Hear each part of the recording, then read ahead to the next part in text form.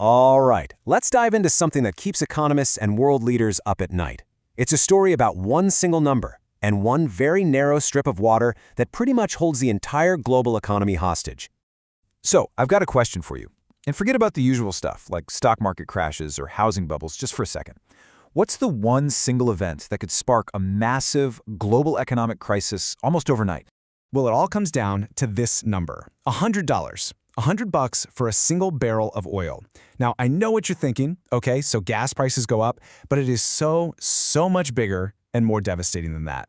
And the craziest part, this whole nightmare scenario, this $100 time bomb, it's all tied to the fate of one tiny, specific place on the entire globe. So, why is $100 so terrifying? Well, because oil isn't just fuel for our cars, right? It's the absolute lifeblood of the global economy.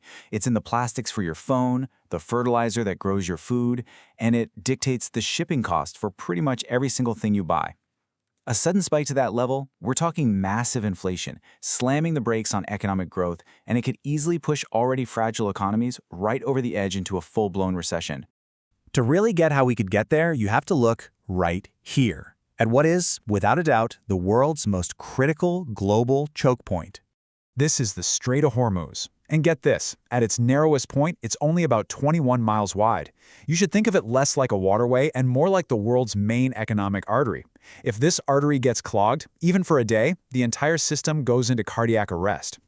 And this is where the sheer scale of our dependency becomes crystal clear.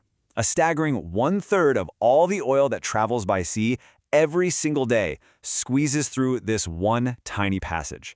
That's just a mind-boggling amount of risk concentrated in a single spot. And this chart just illustrates how unique Hormuz really is. I mean, we all know the Suez Canal is a big deal, right? But just look at this comparison. The amount of oil flowing through Hormuz absolutely dwarfs it. There is simply no other waterway on the planet that's even in the same league when it comes to global energy. So here's the kicker. This vital choke point is also a major geopolitical flashpoint. Its strategic importance makes it the center of a super high-stakes game for control and influence. And believe me, that game has a very long history. And this is hardly a new problem. As you can see from this timeline, the region has been a hotbed of tension for decades. We're talking everything from tanker wars to drone incidents and seized ships. The tensions we see today, they're really just the latest chapter in a long story of strategic rivalry. Now, according to the source material we're looking at, the key players involved have very different and often competing goals. On one hand, you have regional powers who want to assert their authority and use control over the strait as a powerful bargaining chip. On the other hand, you've got international powers, especially the United States, whose #1 priority is ensuring freedom of navigation. They need that oil to flow smoothly and stably to the global market.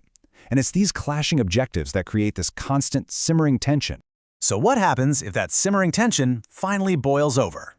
Well, that brings us to the most critical part of this whole thing, the ripple effect. How does a conflict in some faraway strait end up hitting you directly in your wallet? It all happens with frightening speed. First, you have an incident, a military clash, a blockade, maybe just the threat of one. Almost immediately, commercial shipping just grinds to a halt. No one's sending their billion-dollar tankers into a war zone. This instantly creates a massive supply shock, taking millions of barrels of oil off the market. And when supply craters but demand stays the same, well, prices don't just go up, they explode, heading straight for that $100 nightmare scenario. And the consequences just cascade from there. The insurance cost to even attempt to send a ship through there would go through the roof, which effectively freezes global supply chains. That fuels rampant inflation across the board in every country. And maybe the most dangerous part? It dramatically increases the risk that a small, local incident could escalate into a much wider and far more devastating regional war. You know, this quote really just hits the nail on the head. For all our amazing technology, our incredibly complex, interconnected global economy still fundamentally relies on the safe passage of ships through one of the most volatile places on Earth. And the hard truth is, there's no backup plan. There's just no easy alternative. Which really leaves us with this one huge lingering question. In this world of just-in-time delivery and complex supply chains, have we accidentally built a global system that is dangerously, maybe even fatally, dependent on a single point of failure? It's definitely something to think about. Thanks for tuning in.